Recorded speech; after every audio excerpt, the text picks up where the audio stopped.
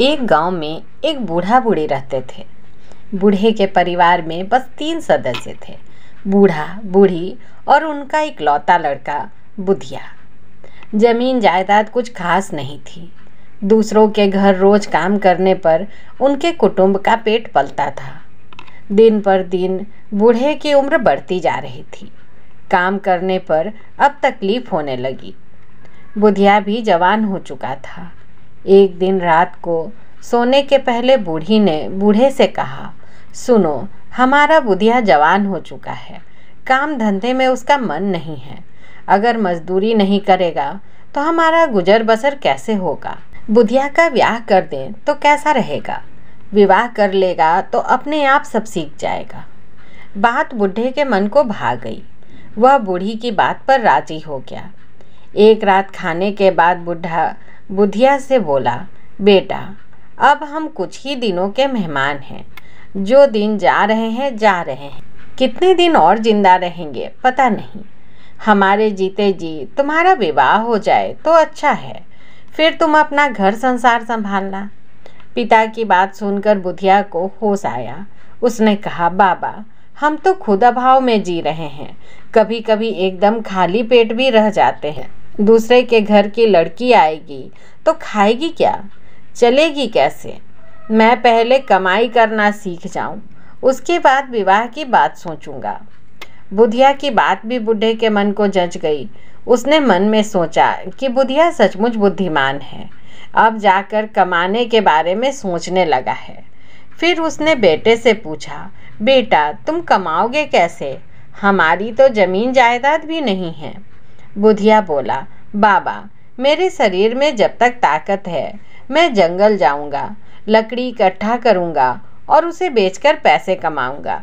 क्या मैं 3 पेट नहीं पाल सकता। बुधिया ठीक रास्ते पर आ गया है, यह सोचकर बूढ़ी की खुशी का ठिकाना नहीं रहा। दूसरे दिन बुधिया जंगल गया, लकड़ी इकट्ठा की और साहूकार महाजनों के यहाँ बेची। जो पैसा मिला अपनी माँ के हाथों में रख दिया। बूढ़ा बुढ़िया खुश हो गए। घर के खर्चे के बाद जो कुछ बचता बूढ़ी उसे संभाल कर रख देती। बेटे के लिए बहू लाएगी, खूब धूमधाम से शादी कराएगी, यही हसरत थी उसके मन में। देखते देखते बूढ़ी के पास काफ़ी रुपया इकट्ठा हो गया। एक रात सोने के पहले बूढ़ी ने बूढ़े से कहा, बुधिया का ब्याह कर देने का समय आ गया है, हमें और ज़्यादा इंतजार नहीं करना चाहिए। वे दोनों बेटे के लिए बहू ढूंढने में लग गए। उस राज्य की राजकुमारी सुकेशनी के भंवरे की तरह काले और खूब लंबे बाल थे। बचपन में उसके घने काले सुंदर बालों को देखकर ही उसके माता पिता ने उसका नाम सुकेशनी रखा था। वह देवी की भक्त थी, मन में जो चाहती उसे मिल जाता था। सुकेशनी एक दिन अपनी सखियों के साथ नदी में नहा रही थी। नहाते समय उसका एक बाल टूट गया, जिसे हाथ में पकड़कर सुकेशनी बोली, मेरे बाल देखकर अगर किसी का मन ललचा रहा है तो वह मेरा बाल ले जाए। उसकी बात सुनकर सखियां बोली, नहीं राजकुमारी, हमारे यह किस काम का, इसे पानी में बहा दो। देखना, इसे पाकर तुम्हारा राजकुमार तुम्हारे पास पहुंच जाएगा, फिर उससे विवाह करके तुम सुख से अपना घर बसा लेना। वही किया गया। सखियों के कहे अनुसार एक चांदी की डिबिया में अपने लंबे बाल को भरकर शपथ ली कि जो पुरुष इस केस को लेकर आएगा उसी से वह शादी करेगी, और फिर डिबिया को नदी में बहाकर राजमहल लौट गई। उसी दिन बूढ़ी नदी में नहा रही थी। ठीक उसी समय उसने देखा कि पानी में एक चांदी की डिबिया बहती आ रही है। बूढ़ी के मन में लोभ हुआ। सोचा, इतनी सुंदर डिबिया नदी में आई कहाँ से। बूढ़ी नदी के पानी से उस डिबिया को ले आई। उसके अंदर क्या है, इस लोभ में पड़कर उसे खोलकर देखा तो पाया कि भंवरे की तरह काला लंबा एक केस है। उसने सोचा, जरूर यह किसी लड़की का है, जिसने जानबूझकर अपना दूल्हा पाने के लिए इसे नदी में बहा दिया है। बूढ़ी ने मन में तय किया कि इसी लड़की से अपने बेटे का ब्याह कराएगी। उस केसवती कन्या को पाकर उसका बेटा जरूर खुश होगा।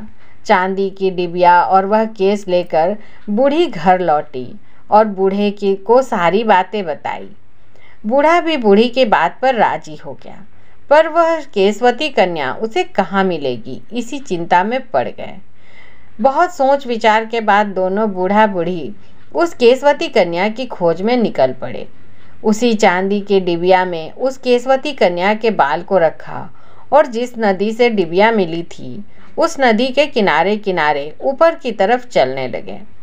इसी तरह काफ़ी दूर चलने के बाद देखा कि लड़कियों की एक टोली नदी में नहाकर एक कतार में अपने अपने घर लौट रही है। उस दिन वे उस केसवती कन्या को नहीं देख पाए। बूढ़ा बूढ़ी उस नदी के किनारे रुककर दूसरे दिन का इंतजार करने लगे। दूसरे दिन केसवती राजकुमारी अपनी सखियों के साथ उसी घाट पर नहाने आई। नहाते हुए राजकुमारी सुकेशनी से उसकी सखियों ने मजाक करते हुए पूछा, राजकुमारी सुकेशनी, तुम्हारा राजकुमार कहाँ है? उसे कौन सा राजकुमारियों का अभाव है कि वह तुम्हारा केस लेकर तुमसे ब्याह करने यहाँ आएगा? राजकुमारी बोली, तुम सब जरा धीरज रखो, मेरा राजकुमार आएगा जरूर, उसके आने तक मैं इंतजार करूँगी। बूढ़ा बूढ़ी ने यह बात सुन ली। उन्होंने सोचा कि इन लड़कियों के बीच में वह केसवती कन्या है, किसी भी तरह उससे मिलकर उसे अपनी बहू बनाकर ले जाने की बात उसे बता देंगे। इस बीच बूढ़े ने एक उपाय सोचा और जिस रास्ते पर लड़कियां वापस अपने घर लौटेंगी उसी रास्ते पर पैर लंबा करके रास्ता रोककर बैठ गया। राजकुमारी सुकेशनी और उसकी सखियां नहाकर उसी रास्ते से घर को लौटने लगी। बूढ़े के पास जब वे पहुंची तब बूढ़े ने चांदी की डिबिया खोलकर उस लंबे केस को बाहर निकालकर कहा, लड़कियों, यह केस जिस किसी का है वह लड़की मेरे बेटे से विवाह करेगी। अगर वह लड़की तुम में से कोई है तो वह जरूर मेरे पैरों को खिसकाकर मुझे सम्मान देगी। बाकी लड़कियां मेरे पैरों को लांघकर चली जाएंगी तो भी मैं पैर नहीं हटाऊंगा। सारी सखियां बूढ़े के पैरों को लांघकर चली गई, पर राजकुमारी सुकेशनी ने उसकी बात का मान रखकर अपने हाथों से बूढ़े के पैरों को परे हटाकर सम्मान दिया और विनम्रता के साथ बोली, पिताजी, यह लंबा बाल मेरा है। मैं वादा करती हूँ कि आपके बेटे से मैं ब्याह करूँगी। मैं एक राजकुमारी हूँ, मेरा नाम सुकेशनी है।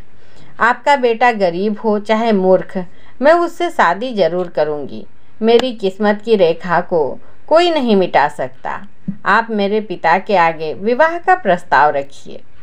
बूढ़ा बूढ़ी यह जानकर आश्चर्य में पड़ गए कि वह लड़की राजकुमारी है। उनके मन में भय समा गया। आखिर में दोनों ने सोचा इस पर विचार विमर्श करके तब राजा के पास जाएंगे। उसके बाद दोनों वहां से घर लौट गए। सखियों की आपस में खुसुर फुसुर राजा के कान में पड़ी तो उन्होंने राजकुमारी को पास बुलाकर बात की सत्यता जाननी चाहिए। राजकुमारी ने पिता के सामने सारी बातें खोलकर रख दी और उसी लड़के से विवाह करेगी यह जिद पकड़ ली। राजा बड़े संकट में पड़ गए। वह लड़का कौन है, उसका घर कहाँ है और वह क्या करता है, यह सब पता करके लाने के लिए दूतों को भेजकर उनका इंतजार करने लगे।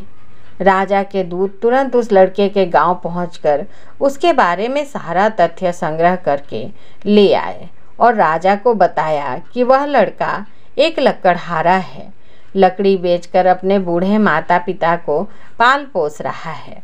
राजा का वहाँ संबंध बनाना अपमान की बात होगी। राजा ने दुखी मन से बेटी को समझाने की कोशिश की, पर बेटी अपनी जिद पर अड़ी रही। उसने कहा कि अगर उस लड़के से वह विवाह नहीं करेगी तो वह असत्य होगा, लोग उसे मिथ्यावादी कहेंगे। राजा बहुत अच्छी तरह से जानते थे कि राजकुमारी बहुत धार्मिक और सत्यवादिनी है, इसलिए उसकी इच्छाओं के आड़े नहीं आए, पर लकड़हारे के साथ उसका विवाह करने पर उन्हें अपमानित होना पड़ेगा।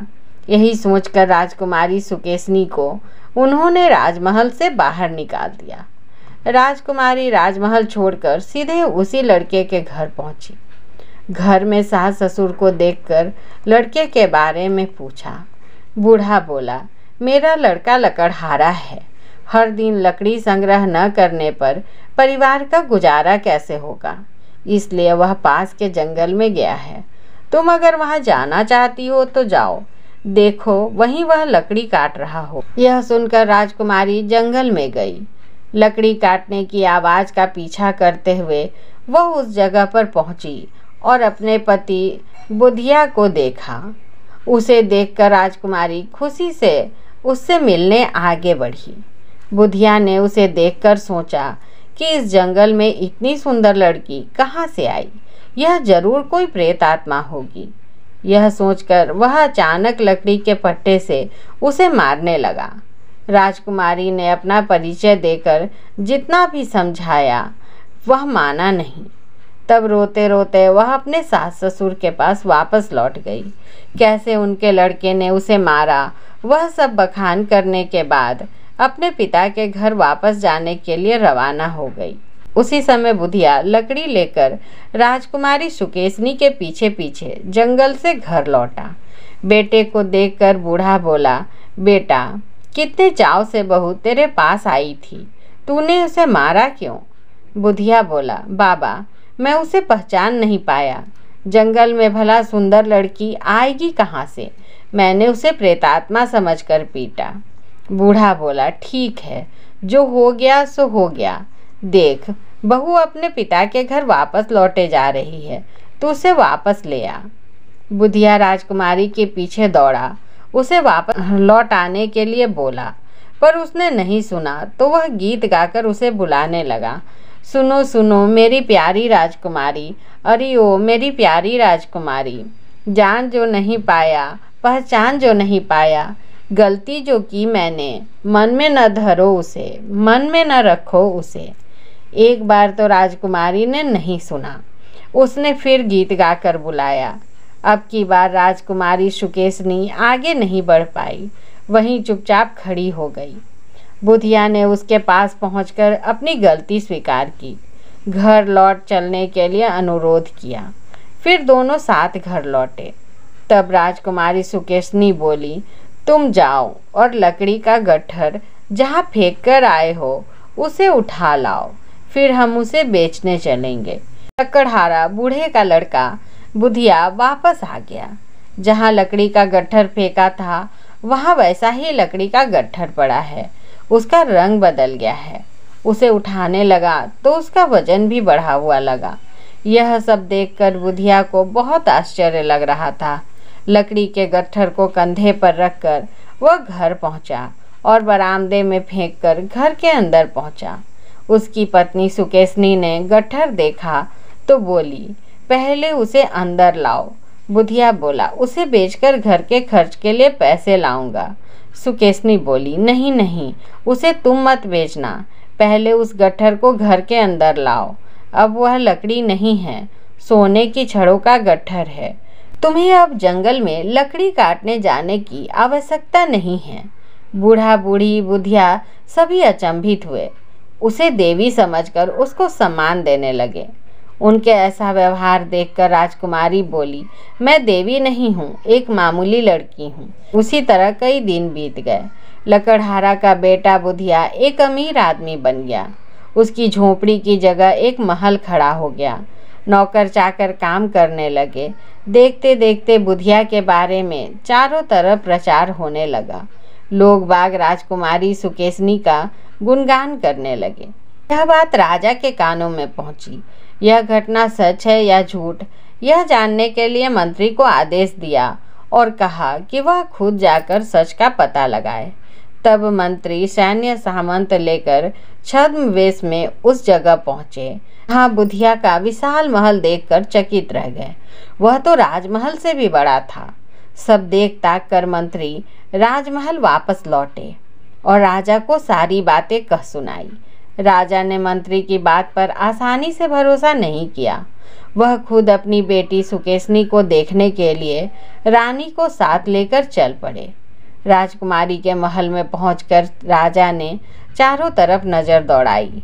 ठीक उसी समय राजकुमारी सुकेशनी ने अपने पति के साथ वहां पहुंचकर राजा और रानी को प्रणाम किया। राजा के चेहरे पर संतोष की हंसी खिल उठी। और वह रानी को लेकर महल के अंदर गए। बुधिया सास ससुर को अपने पास पाकर खुद को धन्य मान रहा था। सुकेशनी को राजी खुशी रहते देखकर राजा रानी खूब खुश हुए और बेटी दामाद को आशीर्वाद देकर अपने राजमहल लौटे।